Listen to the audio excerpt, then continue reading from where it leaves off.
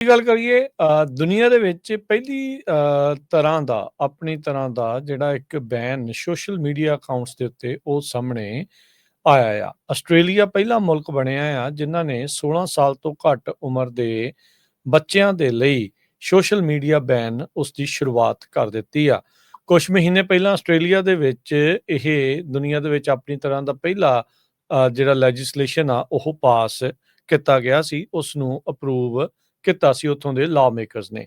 ਕਹਿੰਦੇ ਵੀ ਜਿੰਨੇ ਵੀ ਅਕਾਊਂਟ ਹੁਣ 16 ਸਾਲ ਤੋਂ ਘੱਟ ਉਮਰ ਵਾਲਿਆਂ ਦੇ ਆ, ਉਹਨਾਂ ਨੂੰ ਹੁਣ ਆਖਿਆ ਗਿਆ ਆ ਵੀ ਉਹ ਐਪਸ ਕੱਢ ਦਿੱਤੀਆਂ ਜਾਣ, ਰਿਮੂਵ ਕਰ ਦਿੱਤੀਆਂ ਜਾਣ, ਜਿਨ੍ਹਾਂ ਦੇ ਵਿੱਚ TikTok, Facebook, Instagram, X, YouTube, Snapchat, Reddit, Kick, Switch, Threads ਇਹ ਸਾਰੇ ਬੈਨ ਦੇ ਅੰਡਰ ਆਉਂਦੇ ਹੈਗੇ ਨੇ। ਸੋ 16 ਸਾਲ ਤੋਂ ਘੱਟ ਉਮਰ ਵਾਲਿਆਂ ਦੇ ਲਈ ਕਹਿੰਦੇ ਵੀ ਇਹ ਹੋਊਗਾ। ਕਹਿੰਦੇ ਵੀ ਇਸ ਦੇ ਨਾਲ ਲੱਖਾਂ ਹੀ ਬੱਚਿਆਂ ਦੇ ਉੱਤੇ, ਟੀਨਏਜਰਸ ਦੇ ਉੱਤੇ ਉਹਨਾਂ ਦੇ ਅਕਾਊਂਟਸ ਦਾ ਐਕਸੈਸ ਆ ਉਹ ਬੰਦ ਹੋ ਜਾਵੇਗਾ।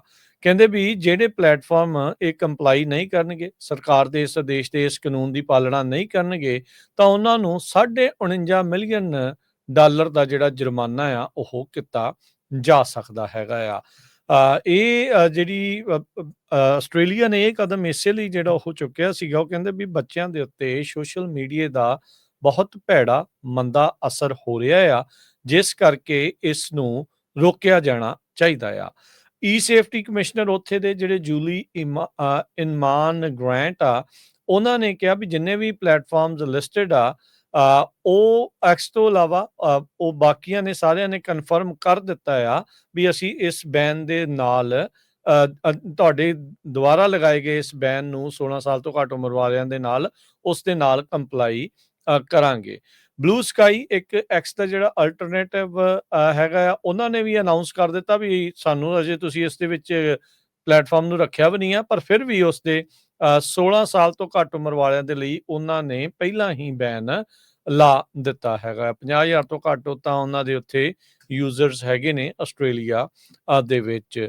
ਸੋ ਆਸਟ੍ਰੇਲੀਆ ਦੇ ਜਿਹੜੇ ਬੱਚੇ ਆ, ਉਹਨਾਂ ਦੇ ਮਾਪੇ ਜਿਹੜੇ ਪ੍ਰਭਾਵਿਤ ਹੋਏ ਆ ਇਸ ਬੈਨ ਦੇ ਨਾਲ, ਉਹਨਾਂ ਨੇ ਆਪੋ ਆਪਣੇ ਵਿਚਾਰ ਜਿਹੜੇ ਆ ਉਹ ਦਿੱਤੇ ਆ। ਇੱਕ ਮਾਪੇ ਨੇ ਜਿਹੜਾ ਉਹ ਕਿਹਾ ਵੀ ਉਹਦੀ ਕੁੜੀ ਜਿਹੜੀ 15 ਸਾਲਾਂ ਦੀ, ਉਹ ਬੜੀ ਡਿਸਟਰੈਸਡ ਆ ਵੀ ਹੁਣ ਮੈਂ ਕੀ ਵਰਤੂੰਗੀ, ਵੀ ਸਨੈਪਚੈਟ ਦੇ ਨਾਲ ਜਿਹੜਾ ਉਹ ਜਾਂ ਕੋਈ ਵੀ ਜਿਹੜੀ ਆ ਐਪ ਉਹ ਕਿਹੜੀ ਜਿਹੜੀ ਇਸ ਦੇ ਵਿੱਚ ਵਰਤੂੰਗੀ। ਕਹਿੰਦੇ ਵੀ ਉਹ ਕਹਿ ਰਹੀ ਆ ਵੀ ਮੇਰੇ ਸਾਰੇ ਜਿਹੜੇ ਫਰੈਂਡਸ ਨੇ 14 ਤੋਂ 15 ਸਾਲ ਦੇ, ਉਹਨਾਂ ਨੇ 18 ਸਾਲ ਦੇ ਕਹਿ ਕੇ ਸਨੈਪਚੈਟ ਦੇ ਉੱਤੇ ਵੈਰੀਫਾਈ ਆਪਣੇ ਆਪ ਨੂੰ ਕੀਤਾ ਹੈ। ਸੋ ਬੇਸਿਕਲੀ ਝੂਠ ਦੇ ਉੱਤੇ ਕੰਮ ਚੱਲ ਰਿਹਾ ਆ, ਤੇ ਜਿਹੜੀ ਇਹ ਪਲੇਟਫਾਰਮ ਆ ਇਹਨਾਂ ਦੇ ਕੋਲ ਕੋਈ ਸਾਧਨ ਨਹੀਂ ਹੈਗਾ ਵੀ ਇਸ ਨੂੰ ਕਨਫਰਮ ਜਿਹੜਾ ਉਹ ਕੀਤਾ ਜਾ ਸਕੇ।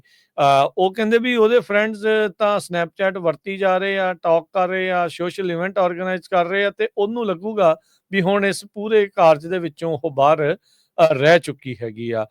ਪਰ ਓਵਰਆਲ ਹਰਜੋਤ ਸਿੰਘ ਜੀ, ਇਹ ਬਹੁਤ ਸਾਰੀਆਂ ਇਹਨਾਂ ਦੀਆਂ ਆਪਣੀਆਂ ਇੰਸਟਾਗ੍ਰਾਮ ਦੀ, ਮੈਟਾ ਦੀ ਤਾਂ ਆਪਣੀ ਇੰਟਰਨਲ ਰਿਪੋਰਟ ਸੀ।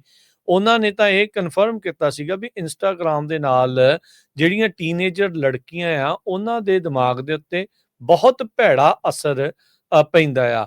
ਇੱਕ ਰਿਪੋਰਟ ਦੇ ਮੁਤਾਬਕ ਇੱਕ ਬੱਚੇ ਦੀ ਜਿਹੜੀ ਲਾਈਫ ਆ, ਉਹ ਲਾਈਫ ਟਾਈਮ ਉਹਨਾਂ ਦੇ ਲਈ $200-250 ਤੋਂ ਵੱਧ ਉਹਦੀ ਕੀਮਤ ਨਹੀਂ ਹੈਗੀ। ਕੱਲੇ ਜਿਹੜੇ ਆ ਉਹ ਇਨਸਾਨ ਦੀ, ਕੱਲੇ ਬੱਚੇ ਦੀ ਜਿਹੜੀ ਆ ਉਹ ਜ਼ਿੰਦਗੀ ਦੀ ਕੀਮਤ। ਕਹਿੰਦੇ ਵੀ ਲਾਈਫ ਟਾਈਮ ਅਸੀਂ ਇੱਕ ਬੱਚੇ ਤੋਂ ਇੰਨਾ ਕੁ ਜਿਹੜੀ ਉਹ ਕਮਾਈ ਕਰਨੀ ਆ, ਤੇ ਆਪਾਂ ਇਦਾਂ ਇਹਨੂੰ ਜਿਹੜਾ ਉਹ ਯੂਜ਼ ਕਰਦੇ ਆ, ਇਸ ਤਰੀਕੇ ਦੇ ਨਾਲ ਆਪਾਂ ਇਹਨਾਂ ਦੇ ਨਾਲ ਜਿਹੜਾ ਵਰਤਦੇ ਆ ਵੀ ਜਿੰਨਾ ਇਹ ਤੋਂ ਬਗੈਰ ਜ਼ਿੰਦਗੀ ਜਿਹੜੀ ਉਹ ਨਹੀਂ ਚੱਲਣੀ ਹੋਣੀ। ਸੋ ਆਸਟ੍ਰੇਲੀਆ ਪਹਿਲੇ ਮੁਲਕਾਂ ਦੇ ਵਿੱਚੋਂ ਬਣਿਆ ਆ ਜਿਸ ਨੇ ਬੈਨ ਕਰਕੇ ਇਸ ਬੈਨ ਨੂੰ ਲਾਗੂ ਕਰ ਦਿੱਤਾ ਆ। ਉੱਦਾਂ ਇਸ ਤਰੀਕੇ ਦੇ ਜਿਹੜੇ ਬੈਨ ਆ ਹਰਜੋਤ ਸਿੰਘ ਜੀ, ਇਸ ਤੋਂ ਬਾਅਦ ਦੇ ਵਿੱਚ ਹੋਰ ਮੁਲਕਾਂ 'ਚ ਸੁਣੇ ਗਏ ਆ, ਜਿਨ੍ਹਾਂ 'ਚ ਮਲੇਸ਼ੀਆ, ਡੈਨਮਾਰਕ, ਨਾਰਵੇ, ਤੇ ਇੱਥੋਂ ਤੱਕ ਕਿ ਯੂਰਪੀਅਨ ਯੂਨੀਅਨ ਨੇ ਵੀ ਇੱਕ ਰੈਜ਼ੋਲੂਸ਼ਨ ਇਦਾਂ ਦੀਆਂ ਰੈਸਟ੍ਰਿਕਸ਼ਨ ਲਾਉਣ ਦਾ ਉਸ ਨੂੰ ਪਾਸ ਕੀਤਾ ਹੈਗਾ ਆ। ਆਸਟ੍ਰੇਲੀਆ ਵਾਲੇ ਕਹਿ ਰਹੇ ਆ ਵੀ ਇਸ ਦੇ ਨਾਲ ਇੱਕ ਡੋਮੀਨੋ ਇਫੈਕਟ ਆਪਾਂ ਨੂੰ ਸੁਸਾਇਟੀ ਦੇ ਵਿੱਚ ਦੇਖਣ ਨੂੰ ਮਿਲੂਗਾ।